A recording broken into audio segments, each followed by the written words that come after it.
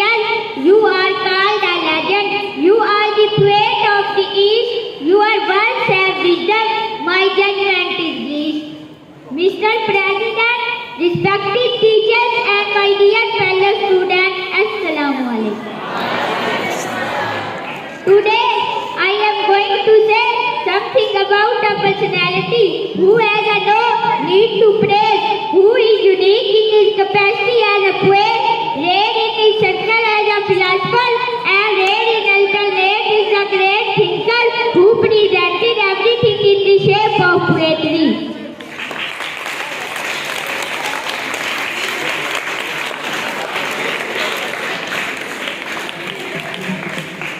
I am talking about محمد Iqbal.